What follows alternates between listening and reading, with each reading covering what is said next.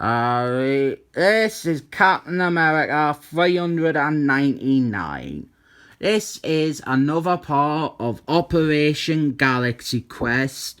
It's part 8, so don't get your hopes up that I'm going to do them all in order. I mean, I probably should have, but I'm not gonna. This is a Captain America comic, but it's also got the Avengers in it.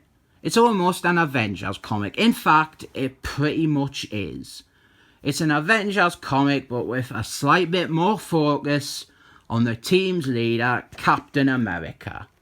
What's happening is the Kree and the other ones, they are at war. And the Avengers have gone to Kreeland to try and sort things out. But they were arrested on sight. So we got the team here, they're captured. We've got Big Border off of the New Gods. We got Hercules Man. Back here we've got Iris West, the Flash's girlfriend. Darth Knight. This is Hawkeye when he was cosplaying as Gigantic Man. Captain America, obviously, and that is Iron Man, aka Robert Downton Abbey Jr. 20 million light years from Earth. That's what that says. I don't know if that's like an approximate measurement. Some people might say that I have got the blinders on when it comes to Marky Mark, but watch this. I think this is a waste of pages. I have criticised this loads in other comics. A double splash page where really this entire page here is now. I mean, we've got the title and we've got credits, but you could quite easily just shift them over to the other page. This is meant to establish how big Kreeland is, and it doesn't do it. It's just showing boring space cityscapes. I mean, the key to this would be showing it like really busy and like loads of Kree people, but we've just got an empty, mostly colourless city. So I think this bit here is rubbish. We've got a good bit down here with Captain America. He is giving a signal to Big Border to do one of the Avengers training manoeuvres. So they use Big Border's powers to escape. Oh, look at all them versions of Ronan Reigns there. That's a lot, innit? So the Kree, they start hunting down the Avengers who have just gotten away. Baseball, the Rocket. Is baseball still a thing? I don't know. We didn't do baseball out here. Iron Man, he's a right dickhead in this. I have never liked Iron Man, and this story could be the reason for that. Well, this and Civil Wars, and even Iron Wars. He's just a dickhead. He's selfish. He's having a strop here, and he's just like lashing out at all his teammates, and he refuses to go along with their plan, and he's trying to pull rank on Captain America.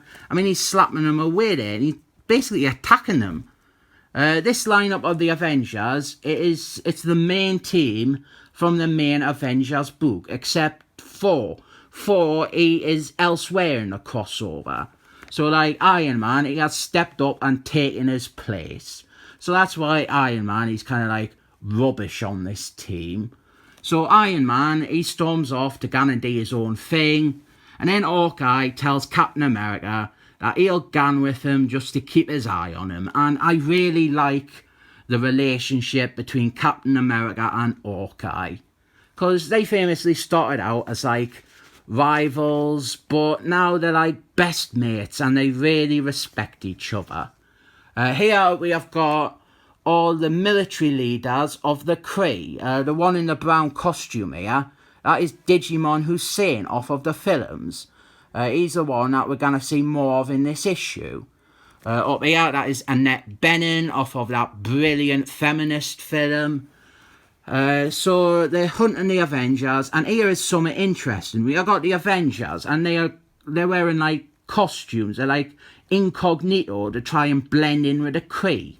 And it's weird that these new designs here, they only ever appear in this comic for like 2 pages. But when you look at like Hercules Man or Big Border, they are pretty acceptable as like new costumes for those characters.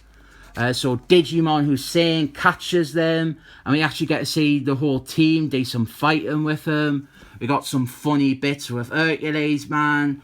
But don't forget, this is Captain America's comic, so we get to see a protracted combat between him and Digimon Hussein. Logically, it doesn't make that much sense that the Avengers, they will just sit back and let Captain America have a fight, but obviously it's a comic, innit? Then we have got a backup story, or as I'm going to start calling them, subplots that are not interspersed with the main story. Marky Mark, he is writing this as well, and I didn't like this. It's not related at all to the main story.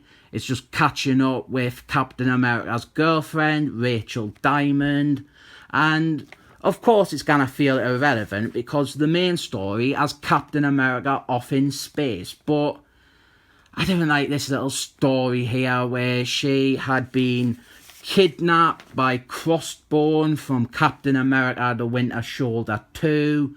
He tied her up and was like torturing her and was trying to break her and brainwash her into hating Captain America. It's just not very nice reading. Nobody really wants to see this sort of thing happen to Rachel Diamond, and it just leaves a sour taste in me mouth. It's a mostly decent comic though. The main story, at least, it's another solid part of Operation Galaxy Quest. It keeps the story moving along, and it doesn't feel like an out-of-place sudden focus on Captain America.